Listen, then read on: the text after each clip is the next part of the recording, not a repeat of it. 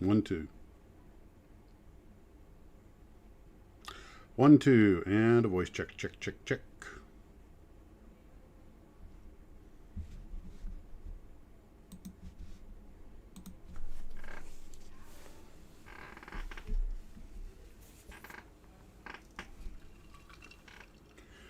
Voice check.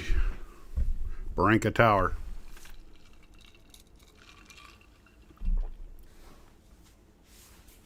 Yep.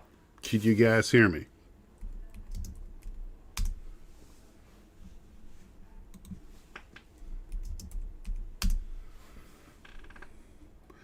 Excellent, excellent, excellent. Give a few minutes for the gang to join in.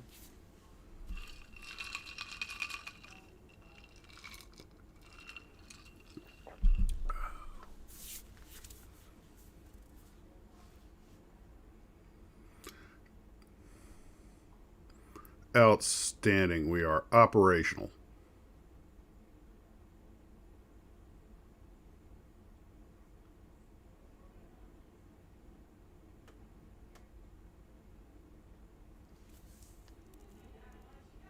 Excellent. If you guys hear funny noises in the background, family's here and they're having a grand old time next door and the other over in the kitchen. So everybody's having a great time. So I'm sure laughter and merriment will make its way over to the microphone. Hey, Barry.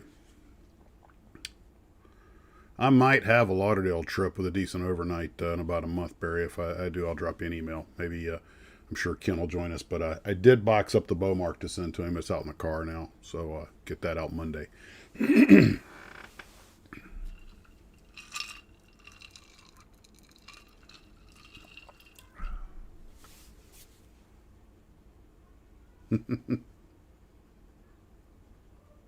Not hardly. This is a genuine soiree, beverage of your choice, adult or otherwise. All right, hey, Scratchy. Scratchy, I think it was you that made the suggestion. I think it's a good idea, but I'm going to wait till after 9 o'clock so I don't have to keep repeating it. We're going to talk about the group builds a little bit and some other things. I downloaded a few new slides, nothing too much. Still have the old ones up if anybody wants to talk about. But oh, Bill, I'm glad you got them. Glad you liked them. Yeah, yeah. This place is all about the sharing. I'm more than happy to send you that stuff. It always, I mean, I'd actually sat in the cockpit of Constellation once. It was Bataan 3 at the Army Museum, which years later was actually flown out of there for restoration someplace. I had footages on YouTube, I think in the early mid 80s. But it always amazed me that these guys, we're so stuck on GPS and everything else. I remember LORAN was a big deal, and it always amazes me that you have these guys that routinely, without giving a second thought, going across the ocean on a HF radio cell navigation and a compass. And give me within 60 miles of Ireland, we'll pick up a signal and I'll home in from there.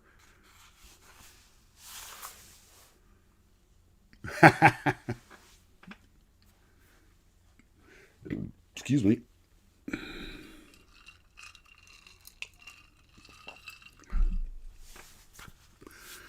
Oh.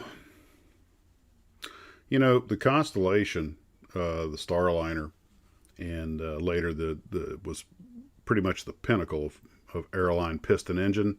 And although the DC-6, DC-7 were good competitors for it, but it just came along at the wrong time. And I always wonder why they didn't just put turboprops on it like they did the Electra and keep flying. I mean, apparently that was actually something that was considered, but for the additional cost and everything, we just get more jets.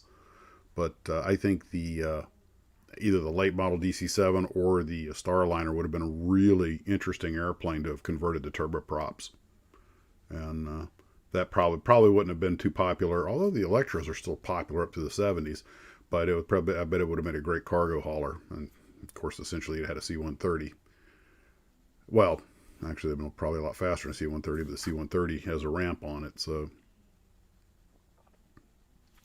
Yeah, flying seat of your pants, was back before they had proper instruments. All the pilots just would fly by what felt right. Unfortunately, we didn't know much about vertigo in those days, and It's funny, we're going to do a little talking about World War One stuff tonight, and I was reading the bio of one ace that was lost in weather. His entire squadron had been in a fight, and they were on their way back, and they flew into weather, and they lost half the squadron because they didn't have any instruments. And you tend to forget that weather was and still is, one of the biggest threats in aviation. And what did we lose? 40% of our losses were in training and accidents. Like only 40 or 45% of our losses were actual legitimate combat losses, and a lot of them were due to weather.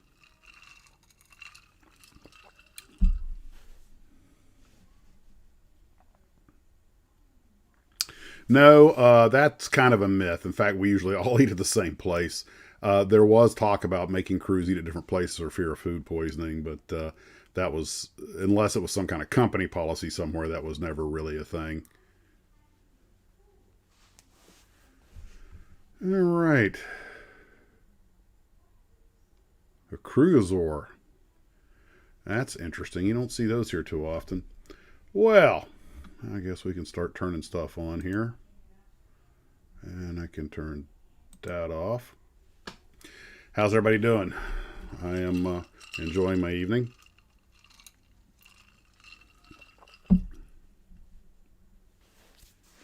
Oh, really? Flew a Connie from Fort Lauderdale. They only have to take them probably 4 or 5 hours.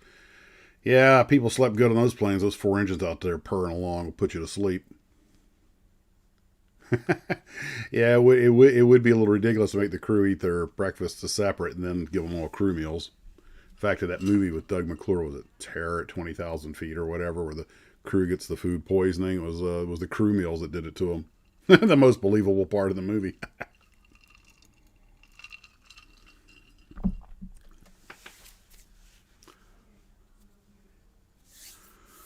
Well, there are a couple of companies that tend to specialize in 1 to 144 scale. I think Minicraft, that's one of their main things. I have their B-29, which I converted to a WB-29, which is what my dad worked on when he was in the Air Force.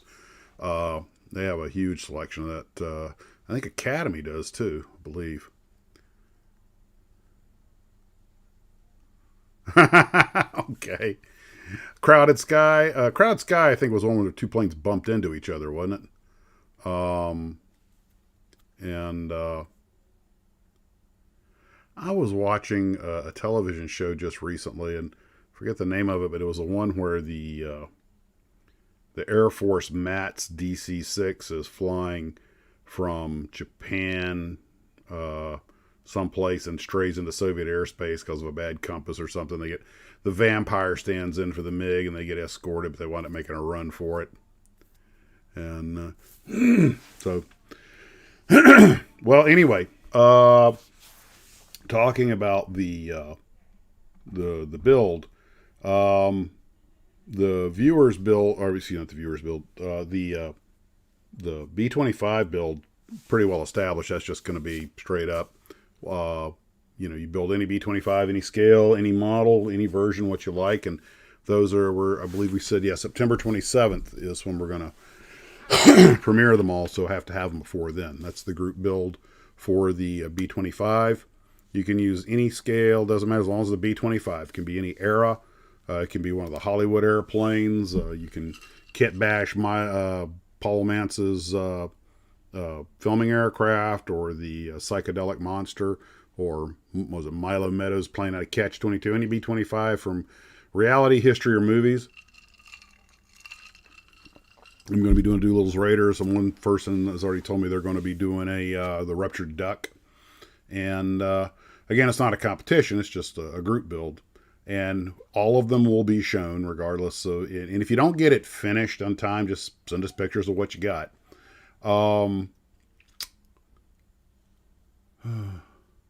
Have you ever had to deal with entitled passengers? I fly out of white planes, brother. That's kind of the flavor of the day. An in-flight an in-flight crew member did an impression, one of them, of one time, and it was between White Plains and West Palm, which has since apparently become not the worst trip since we started doing Newark, Miami. I've heard nothing. Oh my gosh, the stories coming out of there. But his impression was the little old lady from Westchester getting on the airplane going, Excuse me, miss, I'm gonna need a seltzer so I can take my pill. And my doctor says I don't have to wear my seatbelt because of my colitis. If you could, and I need 2 square ice cubes and a twist. And the way she did it was scary, accurate, extremely funny. But but unfortunately they weren't. She wasn't really kidding.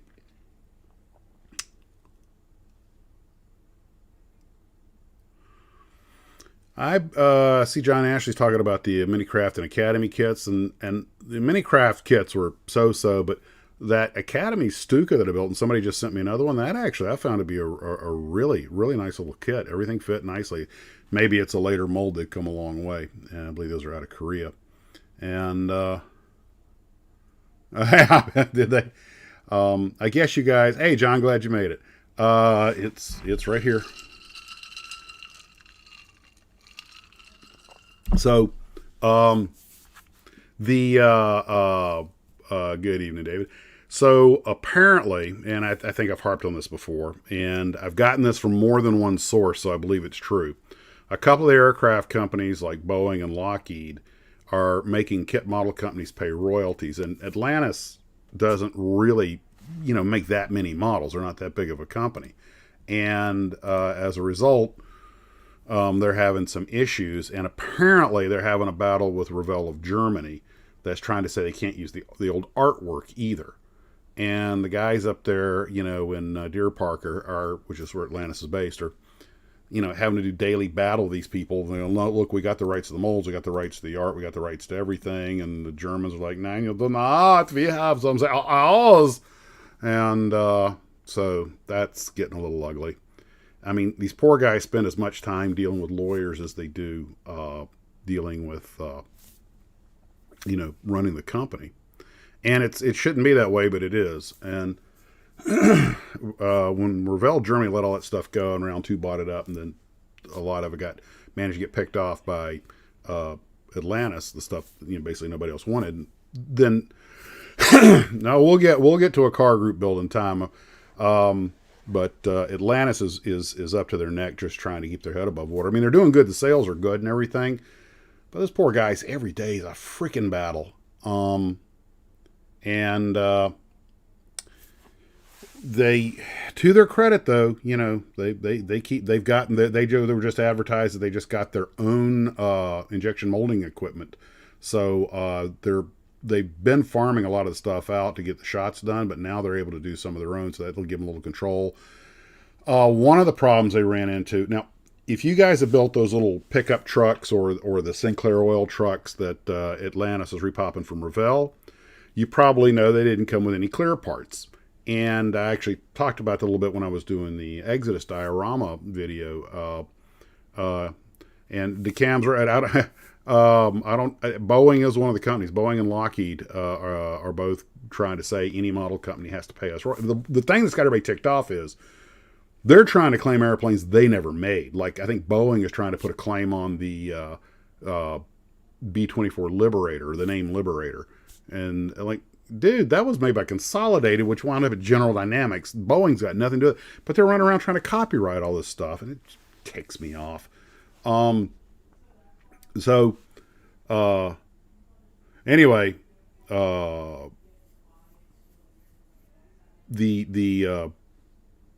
the guys at Atlantis, apparently the Germans, the reason those kits were delivered without any clear parts, I assume maybe just in the 50s they didn't make clear parts for them, which it turned out was wrong. The Germans had the molds. The Germans had the molds for the clear parts and wouldn't let go of them. And it used to be Atlantis would just say, okay, send us 3,000 sets of clear parts or whatever, and they'd ship them over. But then when all this stuff about, no, the odd and you must pay us more royalties, then all of a sudden they weren't sending them any parts, and it's just bullshit. But, welcome to the joys of business. Everything, you still want to go into model business, boys? And now, of course, the big argument over the artwork. And they could, just take pictures of built models and put those on. But let's face it, a lot of those kits are sold to people who buy them as nostalgia builds. They love the old artwork is what helps sell them. And getting new artwork contracted is not cheap. The irony is that Atlantis actually has some of the original Glenwood artwork. They have it up on display. So, I mean, they own the art. I think they should have the rights, but So, to the group builds. All right. Now, we just talked about the B-25. That's going to be, any B-25 you want to make. Doesn't matter. One of my dad's best friends flew, I think it was the H model, had the 450 calibers side by side in the short nose. And, but I'm just going to go with the straight out of the box B-25B and which, if you remember some old pictures, I still have a photo somewhere of the one we hung from our ceiling. It wasn't even painted. We just built it and put the decals on it, as we were forced to do for lack of funds and skills to paint them. So on the Cold War missile build, which will be due Halloween, or that's when they'll be unveiled. And of course, as I mentioned before, they will be measured on the Godzilla meter. And which is just, more of that's just for fun than anything else.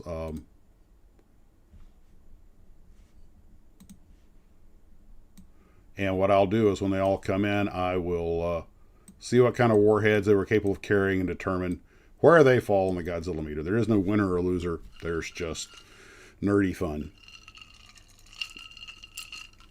Now the deal on the Cold War missile build, again, any kind of missile, wing missile, rocket, whatever. Of course, to be qualified as a missile, it has to be unmanned. So, but anything, Vanguard, Nike, an Atlas, Titan, whatever, as long as it existed. Oh, by the way, I did want to point out, I would accept a V2 or a V1, and there's a legitimate reason why. The Cold War, as we all know, began right at the end of the Second World War. Well, we brought a bunch of V2s and V1s over and experimented with them, and that's, how we developed a lot of our stuff. So, as far as I'm concerned, the V1 and the V2 are legitimate Cold War missiles. Even though they predated the Cold War, they were still part of the development. They were used during the Cold War so V1 or V2 all the way up to when the wall came down, I believe it was 91. So that includes pretty much everything from the V1 to the Lance missile. And heck, even the MX missile, even though it never actually got fielded. And Tokyo was a loser. Hey, you're right. You think about it. I don't know how many of you guys ever saw the movie Shin Godzilla, which was the new one the Japanese made a couple of years ago that was a complete reboot. Basically, it's the 1954 Godzilla movie made today. Personally, I thought it was great. And man, they made an awesome creature feature and everything. It was exactly what you expect. Some people criticize, that's just fan service. Well, yeah, dude, who do you think watches the movie? Of course it is. But in the movie, they were talking about setting nukes off over Tokyo. And I think a car build, get back to what John was asking, I think a car build is a good idea after we get these two out of the way. I don't want to get overloaded. Well, I'm glad it did. But in the case of the B-25, the only thing that we're expecting is that it's a real airplane. I don't think a Mark 14 torpedo counts as a missile. Oh, things hardly ever worked anyway. They didn't have clear parts. Okay, all right. But I built the trucks, and I think the trucks did, or at least I know they finally made parts for them. I was told that the Germans had the molds and wouldn't release them. And if you haven't seen it yet, I don't want to talk too much about it. I think it's really good. Keep watching to the very end, because the last 2 seconds of that movie is the most terrifying part. And it has caused fanboy wars about what it means, and I'll let you go watch the movie and see. Do not fast forward to the end. It's really, I know it's a lot of CGI, but it's a lot of really good CGI. Some people were complaining about it. I thought it was great. I enjoyed it immensely. I have it on DVD. So as far as the B-25s are concerned, those just need to be an actual airplane, or at least a realistic build. But where the Cold War missiles are concerned, since we're having a little fun, this is more of a fun thing, and we're doing the whole Godzilla meter thing. If you want to kit bash something in the Cold War missile era, I'm okay with that, provided it's using technology of the time. And so if you want to turn a Saturn V into a nuclear carrier, which I have no idea why you would, but just have the B-25 is kind of a, I don't like to use the phrase serious build, but we're building legit models. The Cold War missile thing you can have a little more fun with if you want. That's more of a fun thing, and in fact, the entire idea for that, as I told you, was just when I was explaining to my wife to the bow mark, she looks up and just goes, what would that have done to Godzilla? And all of a sudden, the whole idea for this thing just flowed. And I'm going to work really hard to make the B-25. I'm going to take my time with that and try to make it as serious a build as I can. But the missile build, I'm going to take it seriously, but I'm going to have a little more fun with it. At least I think I am. Knowing me, I'll probably wind up just making a missile.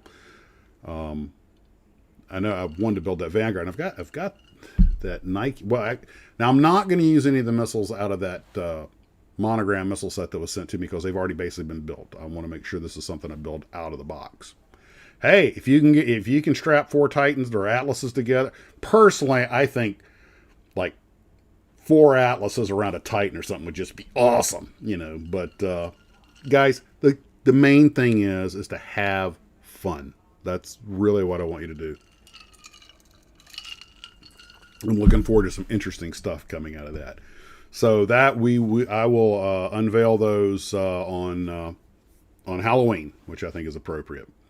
And if you want to Photoshop it with a Godzilla in the background or something like that, go for it. Have a good time. Enjoy yourselves. That's what matters. So, how much detail can you see in a 1:144 B-25? Whew. I would need a magnifying glass to make out the detail on something of that scale. But you know what? It's a B-25. It's a B-25. There was a guy at the hobby shop that had built about a 1:700 scale Hornet aircraft carrier, and he had all the little 1:700 scale B-25s, the Doolittle's Raiders taken off. And he somehow, I guess, it came with some dinky little decals, but he had everything nicely detailed. I mean, obviously, if you get real close to the magnifying glass, you can tell. But it was, it was really impressive, the quality of the work he did, and he had it on display at Hobby World before they closed. Drink it. When you Max say the word build, drink. Build. That gets back to what John was asking about a car build. I do think we'll after we finish these two, the next group build will probably be a car build. I'm thinking about that Johan, was it 36 Packard or whatever it was, that would be is the one I'll build. That's the, but you can build any car you want. It's just got to be a car. I would say we'd also accept Tom Daniel designs if they're ones that were built like the Red Baron car that people actually made, or the Munster Mobile or something like that. But you can make any car you want. Because remember, it's not a competition. It's just we're doing this for fun. I'm probably going to build that car from the 1930s. I've been looking at that. I could do the Caterham. You know what? That actually might. Now, doing the Caterham's kind of cheating, because I've watched a couple of videos on it.